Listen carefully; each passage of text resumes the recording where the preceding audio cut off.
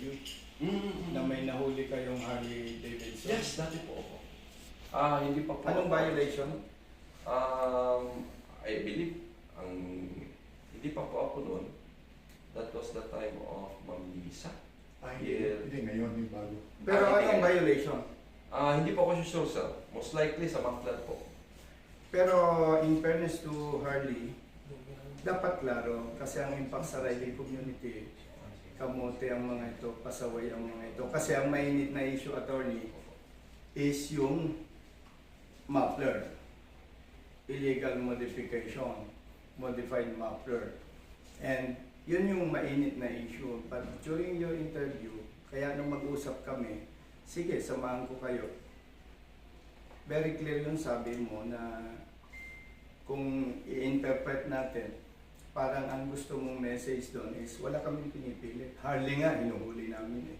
Gusto namin maklarify kasi unfair naman sa Harley. Actually, galing ako ng Harley, sinukat namin yung decibels nila eh. Mga stock. Mga stock. 2.5. May video na rin. Actually, pag stock po na muffler po ng Harley, wala naman po talaga problema mga sir. Ganito po, bakit ko nasabi yun? Nanguhuli kami because we apprehend motor vehicles regardless of the brand of the vehicles po. Harley or Mio or Click, hindi po namin yan tinitingnan. Tinitingnan po namin po ano po yung na-material. Pero we are here, attorney, maklear. Apa. Kailan nahuli? Kasi mainit ang issue ngayon sa muffler. Matagal na yun? Mga ano pa? Eh dapat klaro, ang violation. As far as career, 2020. Yung nahuli? O 2020 o 2 years 2020. ago. Pero kailangan klaro. Matagal na yun. Pero brother, Tiger, dapat klaro. Ang pagkaintindi ng public, pasaway din kayo eh. Kasi ito yung mainit na issue. Tapos yung interview sa'yo, bago lang eh. So, our concern sa parte ko as advocate, sila naman, as officers of Harley, dapat maklear sa public yan. Attorney, may kunting ako ex-director ng Harley Cebu 2025, siya yung ngayon ang director din Cebu. Wilson Villanueva ako, siya si Dean Tambagan, then officers din ng Harley. Ano lang sa amin kasi more than 500 members kami, Harley. Lumalabas lang kami, alam siguro twice a month or once a month, then morning rides. Ganun lang talaga yung hindi daily rides yung Harley. Tapos meron kaming meron na kaming mga event for the whole year na rides na gano'n. Actually na, hinto lang, yung right after kasi nag-respect kami sa inyo eh. Kasi meron kayong nasabi na event stock, kasi klarong-klaro, event stock, huhulihin na, parang gano'n ba? So iba ang pagka-interpret sa lahat ng mga grupo namin kasi na-share-share. So medyo natakot, nag-usap-usap kami na kailangan lang namin na galing talaga sa inyo kung saan mag-stand si Harley or ano talaga yung proper guidelines namin na dapat namin sundin galing sa inyo para naman di kami parang maghula-hula, maglalabas kami, lalabas kami. Sige, ganito po sir. If it's stopped, that is not in violation of paragraph B, section 2 of JAO with 14.01. Kasi ang inaano na naman po kasi dun sa batas na yun standard manufacturer specification po. As long as that is the standard manufacturer specification, wala pong problem. Ngayon po yung po sa tanong nun, bakit may nahuli na Harley nung nakaraan? Ang nangyari po doon, hinuli po yun na, this is, ano lang po ha, parang I have no personal knowledge po. Yung katita. Sige po. Bakit wala kang personal knowledge? Hindi Pero ba- binodcast mo. Pero unfair yun. But that is a fact po. That is Yes, pero that is a public record. So, okay, so may labas natin. hindi po kailangan ng personal knowledge po doon kasi public record po siya. O sige, anong violation? Ang violation na po, domination nila, I believe, tinira po nila sa defective parts. Pero, dapat klaro. Defective Kasi parts. pa yata hindi na magandang tinira. impact sa And Harley Group. ganito po kasi, if I may continue po kanina. Ganito po kasi, if it's stock, then walang problema. Okay. Pero meron kami nahuhuling stock. That is regardless of the motorcycle. Wala po Harley or ano pa. Bihira na kami makita ng Harley. Most likely na nahuhuli namin yung mga underbone. Stock na hinuhuli namin. Bakit? Yung po yung tinatawag namin na kalkal. Although stock siya, pero kinalkal na siya, iba na yung tunog niya, maingay niya. So that po, May that yan falls yan. on paragraph D. Mhm. Sa pa po, defective parts na po yung tinitira. Hindi na po siya papasok po doon sa paragraph B na which is unauthorized motor vehicle modification. Ang nabanggit mo, attorney, doon sa JAW, paragraph 2, Section 2 paragraph yung B. illegal Modification. modification. Apo. Di ba, once na may batas, tulad ng binabanggit mo or policy, mayroon yung implementing rules and regulations. Parang, kunwari, simple natin, bawal magmaneho ng lasing. Sir, So, hindi, ipinocompare ko lang. Oo. Bawal magmaneho ng lasing. Bawal talaga. Pero ang tanong, ano ang gagawin ng enforcer kapag nahuli ang driver na lasing? Balik tayo sa muffler. Sabi mo, illegal modification dahil hindi stock. Maari ba namin makita yung guidelines? Ano yung dapat gagawin ng LTO? Para klaro. Para klaro. Kasi nahihirapang umintindi ang riding community. sige po. Ito po. Ito po ang JAW, Joint Sige. Administrative Order. Hindi po ito kailangan ng IRR or Implementing Rules and Regulation. Okay. On the sole reason that IRR is only required when what was enacted was a Republic Act. Meaning, yun nga po batas, kagaya po ng 10586. However, the Joint Administrative Order is a mere administrative order. Okay. This is already the IRR po. Okay. So, hindi sige. na kailangan ng additional IRR. Ito na lang po, sa paragraph B section 2, babasahin ko na lang po. Unauthorized motor vehicle modification. This includes change in color and other unauthorized modifications of the standard manufacturer's specification not covered by the preceding section A. The preceding section A entails the change in chassis and engine number. Ang penalty po niya is 5,000 pesos. In addition, the motor vehicle shall be impounded and shall be released only upon inspection, correction of defect and payment of the fine. Sir, after po niyan, wala na pong procedure kung paano huhulihin. Ang sinabi lang po dito, standard manufacturer specification which shall be answered by a yes or no. So if in dealing with a motor vehicle or a flagged down motor vehicle, the only question that the enforcer should ask is this a standard manufacturer's specification? If the answer is no, then in violation po siya. But if the answer is yes, so syempre walang violation. Kasi yun po kasi yung basis po natin, standard manufacturer's specification. Referring to all vehicles. Yes po, ito po sa lahat. May tanong ako, attorney. Sasangayon ka ba sa akin? Almost all trucks, parang lahat ng trucks, especially yung Japan Surplus. And there are four-wheel vehicles Surplus? na nag-modified ng muffler. Yung mga truck, cargo truck, Wingman? wing van. Ako, personally, naniniwala ako, marami dyan, kung hindi lahat, nagpalit ng muffler. So, modified yun. May nahuli na po ba kayo na truck na nag-modify ng muffler? Nagmo-modify ng muffler? Sir, malalaman naman po namin kung ang truck ang nagmo-modify ng muffler kasi pag makikita naman po natin yung itsura ng mga truck po. Wait, Ano excuse po me. ibig sabihin ng modify? Excuse me. Ang pinag-usapan natin, pag nagpalit ng muffler, hindi stock, modify. Tama ba? Apa. So, sa personal na pagkakaintindi mo, naniniwala ka na yung mga trucks na nakikita natin, cargo trucks, 10-wheeler, wing van, wala sa kanilang nag-modify ng muffler? Siguro ang tanong po niyo, sir, is there, Hindi, ang tanong ko lang, kung sa tingin mo, walang nag-modify, walang nagbago ng muffler? I cannot say with certainty, sir, because I do not have absolute information regarding that matter, sir. So, Okay, sige. Mhm. Accepted. May nahuli na ba kayo na truck? Marami, sir. Opo. May records na. Marami. Modified muffler. Modified muffler, wala po. May problema tayo. Kasi sigurado ako, maraming trucks nag-modified ng mufflers.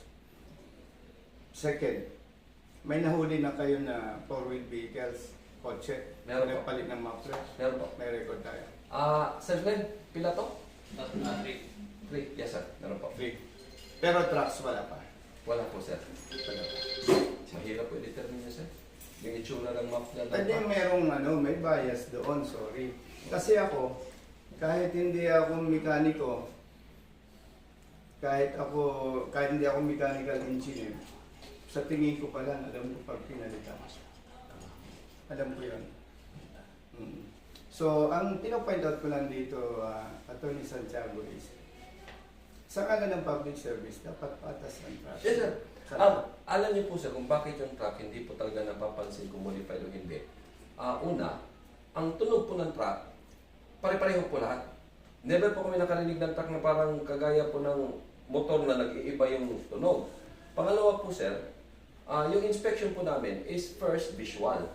Hindi po kami gumagapang sa ilalim ng truck para tingnan po. Ang tinitingnan lang po namin yung nakalabas na Do you tambutso. think yun na yun ang sapat na justification niya? Ay, kasi ako, hindi ko kailangan gumapang eh. Sir, Sisilip lang ako ganyan, alam ko na, nagpalit ng muffler. Ang pinopoint out ko lang dito, attorney, is maging fair sa lahat. Yun lang naman ang punto doon. Hindi ko naman sinasabing hulihin nyo yung mga trucks. So, walang sa parte ninyo sa LTO7 dahil hindi practice ito ng ibang LTO.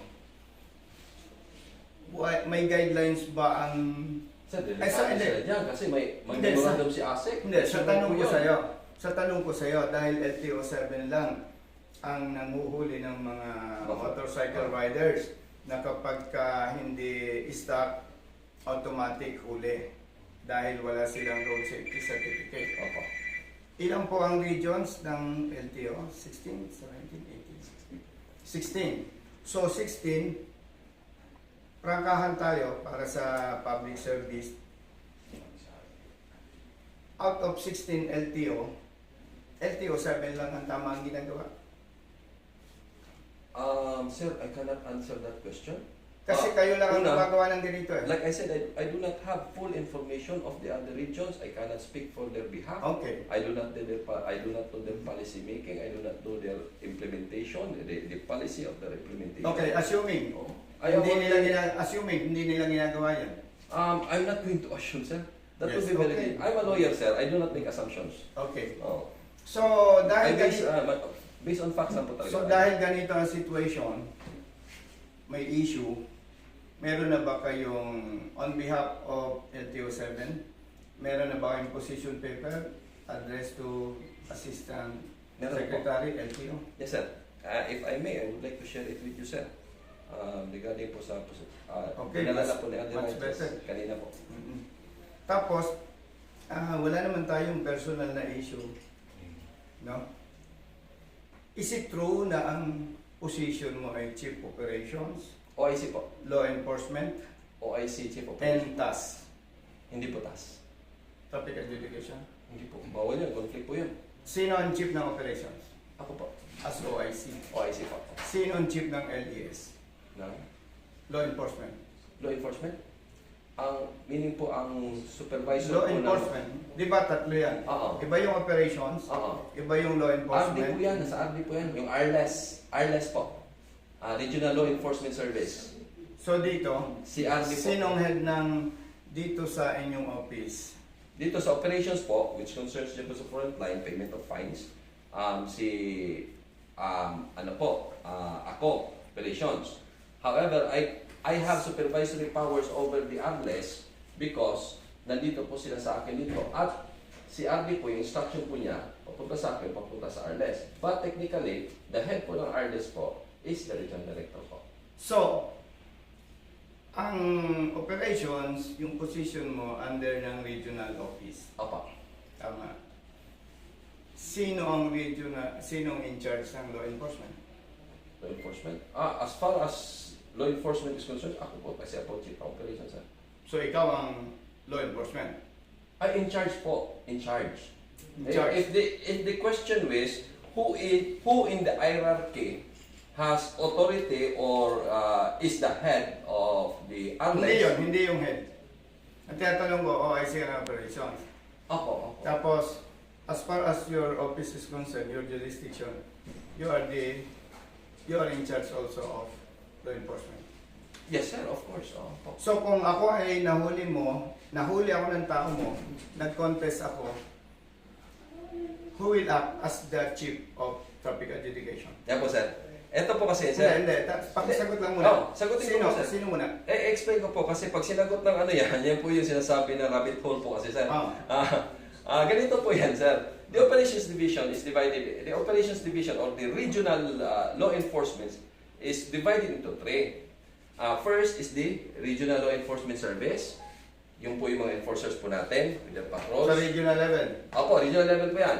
Tapos, pangalawa po is the Traffic Adjudication Service. Yun po yung, pag mag-protest ka, sila yung tatanggap. Okay. And May the mga operations yes. po. And the IIU, Intelligence and Investigation Unit, under na rin po niya yung education. So, yan po yung tatlo. So, bali po, kapag ka nag-protest ka, nahuli ka, ang naghuli sa'yo, this was the ARLES section, Regional Law Enforcement Service. Kaya pag huli sa'yo, nireklamo mo yan na hindi tama yung huli, sabit ka ng protest mo, ang tatanggap yan is the Traffic Adjudication Section. Tapos, ang sila po magde-decide po niyan, para quasi-judicial body po yan. So, sila po magde-decide, maglalabas sila ng resolution kung tama ba o hindi po yon. So, kung ang tanong po niyo, sino po ang head ng Traffic Adjudication Section as of now po? Ang ginawa po ni RD is nilagay po sa akin yung ARLES, supervisory over the ARLES. Siya po ngayon, before po ka RD Glenn, ang RD po ang ginawa po niya na task in charge din po. Kasi mag-conflict of interest. Hindi po ako pwede both ARLES and task. Okay. Actually, alam ko yung diniscuss mo. Ang gusto ko lang na-clarify, you are the OIC ng operations. Apa. Okay? Then, ikaw din yung may supervisory control sa law enforcers ninyo dito. Sa traffic enforcers. Tama po ba? Yes, sir. Apa. Then, maraming nahuli, nagko-contest yan. Sino ang responsible officer titingnan kung okay or hindi, or siya ang magre-recommend ng approval or disapproval ng contest ng rider o ng Yung driver? traffic adjudication in charge po namin, sir. Sino? Si Ma'am Laverne. Laverne? Pwede bang makausap? Na?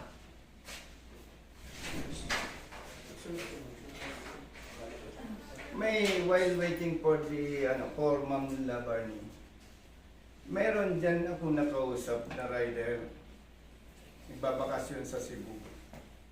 Galing ba sa akin yun? Oo. Nahuli siya at sinasabi na illegal modification. May ticket na siya sa barko bukas. Now, magbabayad siya ngayon ng 5,000 pesos.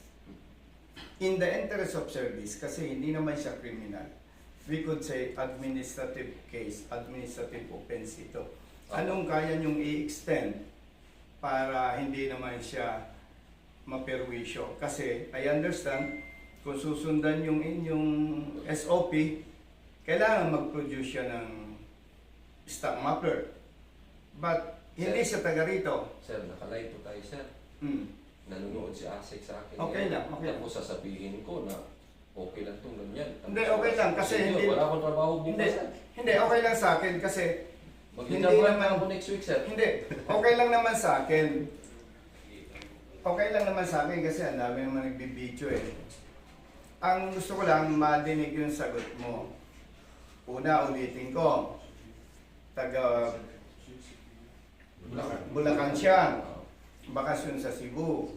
May ticket na sa barko.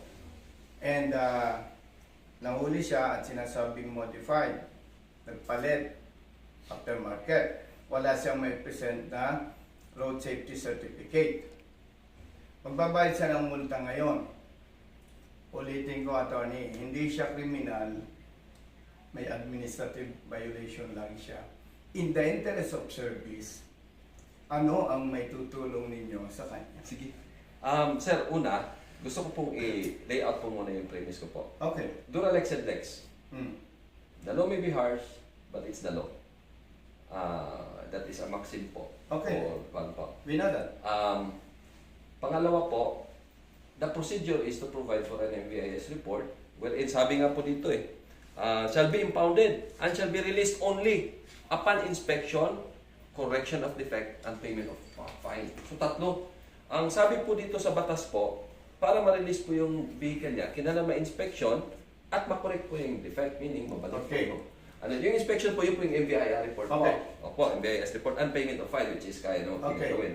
Now, if you're asking me po, sir, kung ano pwede ko ma-extend, sir, I am not a policy-making person, or we are not a policy-making body. If you will give me time, I can make a call to our regional director who is in Manila, and maybe he can ask ASEC if we can have a, siguro, exception this time po, in the interest po ng public service po. Okay. Huwag na lang natin baliin yung gusto ninyong i-implement. Meron na lang kaming special request. Ano po yun? Pero bago ko banggit sa'yo, nire-recognize po ba ninyo ang PMBIC, Private Motor Opo, Vehicle? yes, sir. Opo. Isa na lang ang request ko, attorney. Ano po? Yung motorsiklo, pa-escortan mo kami, dalahin natin sa PMBIC. I-process natin. Sir, kailangan po ito. Correction of defect. Hindi, doon na nga natin malalaman eh. Kasi, look, ang PMBIC, milyones ang budget. Kung ako may PMBIC at hindi ako nagkakamali, kulang ang 20 million budget. Ang mga motorista nagbabayad sa PMBIC. And considering that the PMBIC is accredited ng DOTR, legally, technically speaking, sila ay may technical capability na sabihin na pasado ang motorsiklo. Ngayon, yung nire-request ko na lang sa iyo on behalf of the rider, dahil ang PMBIC ay accredited ng DOTR, respetuhin natin ang DOTR, dalahin natin sa PMBIC para may transparency, pa-escortan mo kami, PMBIC tayo. Kasi wala akong nakikitang mali, wala akong nakikitang masama sa aming request. Kasi, again, accredited ng DOTR ang PMBIC. Kasi kung yan ay, do private entity yan, private company, but the basis is accredited sila ng DOTR. Kung hindi sila accredited ng DOTR, siguro hindi ako pwedeng mag-request sa'yo. Yun na lang ang request namin, Sir, with all due respect. ganito po, sir. Like I said, sir, nakalive po tayo. ASEC is watching. Yes. I don't know kung sino pa yung mga head ko is watching. If I will promise anything out of procedure, out of guidelines, walang batas po, sir, sure ako next week, maglilinas job Okay. search na po ako, sir. Okay, dati rin ako sa PNP organization. Eh, ganito po kasi, sir. Naintindihan kita, Tony. Oo. Can you ask your superior Yes, sir. Yan po yung gagawin ko, kung sir. papayagan Oo. na dadalhin natin sa PMBIC yung motorsiklo na hinuli ninyo? Yun lang ang request namin. At kung lalabas na bagsak yon, problema na namin yon. Sir, if I may din po, sir, kasi po, pagka ginawa po natin, i-test po natin yung, syempre, ang purpose po doon sa PMBC is to test the decibel of the motorcycle. Sir, that will be an admitting the assumption nga, or the assumption of the argument, we will be admitting the assumption and the argument na dapat ang huli sinusukat ang decibel. Sir, first, the violation is because hindi siya standard manufacturer specification, but not because it exceeded the 99 decibel po. Okay, I understand. May tanong na lang ako sa Sir, attorney. sir, hindi po kasi kami pwede mag-subscribe po. Yes. Okay, I understand. May tanong na lang ako sa iyo. Bakit ba pinagbabawal mag-modify ng muffler? For safety reasons po. Yun, isa po yan. Ito po mga owner ng motorcycle, including myself, isa po sa mga mistake po yata natin, hindi natin binabasa ang owner's manual. By the way, excuse me, rider ka din. Opo. Okay, so sagutin natin ng simple. Bakit ipinagbabawal ang modified muffler? Opo, ganito po. If I may lay down the premise po. Simple natin para maintindihan sige. ng riders. O, sige. Bakit bawal ang modified muffler? Para makarelate din po sila. Pwede po natin tingnan yung operator's manual. Yung owner's manual, basahin po natin doon. Doon po sinasabi na hindi tayo pwede magpalit ng any parts because it will compromise safety and the function and performance of the motorcycle.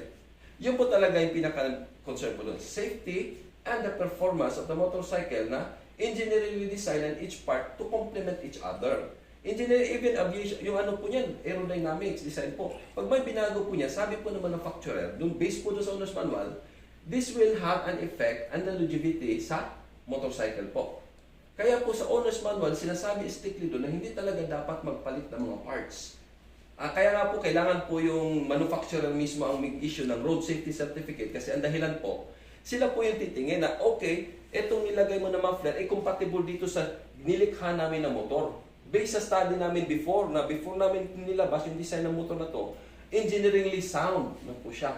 Kaya sila po dapat na magbigay po ng certificate of road safety po. Okay, in response dun sa iyong sagot, kung ako ay rider, magre-renew ako ng motorsiklo. Apo. One of the requirements is dadaan sa PMBIC. Apo. Halimbawa, dumaan ako sa PMBIC, pumasa ako. Itong halimbawa ko na ito ay hindi speculation. Totoo ito. Apo. Pumasa sa PMBIC, then nahuli ninyo. Apo. Based doon sa stand mo. Apo. Anong magiging protection ko dahil ako dumaan sa PMBIC? Anong magiging protection ko bilang rider? Opo, ganito po kasi yun, sir. Yung inspection po sa PMBIC natin, PMBICs as well as MBIS, this is governed by Memorandum Circular number 2020-2240. This is the guidelines governing, or this is the guideline that was given to the PMBICs, guidelines na pinafollow nila on inspecting a motor vehicle. Yun po yung coverage ng Memorandum Circular na yon. That is assuming po na yung mini-measure po nila in accordance na po yan doon sa Administrative Order 2010-32, yung po nakalagay po sa memorandum po ni ASEC. What is 2010-32? This is the guidelines governing the registration of modified motor vehicles. Na sinasabi po doon na kapag muffler, general rule is bawal ang modification sa muffler. Exception, mayroong Certificate of Road Safety in addition to the PMBIS. Okay. Meaning, pagpunta po nila doon, kasi ina-assume po kasi sa PMBIS, pag inspect nila 99 decibel, that is given the assumption that what was inspected was the stock muffler. Okay. So, it was never purviewed na yung ini-inspect po nila, kahit anong muffler lang. Okay. Dapat stock po ang mini-measure po Okay. doon. Ang tanong, ano ba ang purpose ng PMBIC in general? In general, to test the roadworthiness of the motor vehicle po. Okay. Balik ako. Dumaan ako sa PMBIC, pumasa. Tapos hinuli niyo ako. Opo. Saan may problema? Sa PMBIC, bakit ako nakapasa, pero sa inyo hindi? Ganito po kasi ang PMBIC. Hindi, ang tanong nga, Oh. ang purpose doon, what's the use of PMBIC? Kung ako dumaan sa PMBIC, tapos uhulihin ninyo ako. Oo. So parang sorry sa words, Opo. parang negosyo na lang yan. Magbabayad ako sa PMBIC, accredited ng DOTR. Pumasa ako, tapos uhulihin ninyo. Siguro I suggest, with all due respect, mag-usap kayo ng DOTR. Kawawa kasi ang mga riders. Sir, actually, sir, yung pag-usapan po natin na last na mag-memorandum briefing po kami sa Manila. Yung pinangako po ni Arden Sanchez, gano'n na po sir. Nagsulat na po kami. Nabanggit mo na kung gusto ko, bibigyan mo ng kopya. ng- Can I have a copy? Yung position sa paper na position yun. paper po. Yes, Yes. po, ibibigay ko po ngayon. sir. Okay, please. Opo. Nasa si Ma'am Labarde. Ay, nag-serve na sa Pina. Saan nasa Pina? So, pwede mo continue. Sige, sir. In behalf po sa Harley, Hali, actually specific man ito ang Tagalog pala para maintindihan. Specific kasi yung naririnig sa media regarding Harley Davidson, even stock, kuhulihin. Parang ganun ang... So medyo... gusto lang namin, actually, wala kaming contest doon. Gusto lang namin kasi 500, yun nga, nabanggit namin, 500 members kami. Halos ngayon, wala tayo, hindi ka makakita ngayon ng Harley kasi ano namin, parang napigilan lahat. wala Di, bihira lang talaga makita natin dito. Actually, hindi namin daily rides talaga. Totoo yan talaga, attorney. Lalabas lang kami once a month. Isang araw, pero 2 to 3 hours lang balik. Kasi papagalitan, mga puro to medyo matatanda na. Hindi na to pwede continue. Kaya yun ang ano namin, attorney. Gusto lang namin maliwanag. Kasi lahat lahat ngayon ng members namin, Sir, actually, hindi lang Harley. During that conversation, I think that was last hour, press conference po natin yan sir, no, sa taas. Doon ko po na-mention, as an example lang po. In the same vein po, ginawa ko rin po yung example, yung Aerox, ginamitan ko rin example yung Raider, and also Harley ko, actually Ninja, ginawa ko rin yata example yung, na-mention ko ba yung Ninja nun? O ginawa ko rin po sila. As an example lang po, not specifically Harley, na pasaway si Harley, no. I was making an example on all types of motorcycles po. Attorney, for media purposes. Sir, you've made mention a while ago na pag stock, manufacturer Standard manufacturer Specification. specification, okay. Oo. Walang huli. Walang huli. Yan po sir. Based on Oo. the guidelines. Opo. Okay. So, ang dugtong namin dyan, kasi meron tayong based on standard manufacturer specification. Opo. Ang Harley, actually, yung ibang Harley, pagdating dito, iba-iba yung model, iba-iba ang klase sila.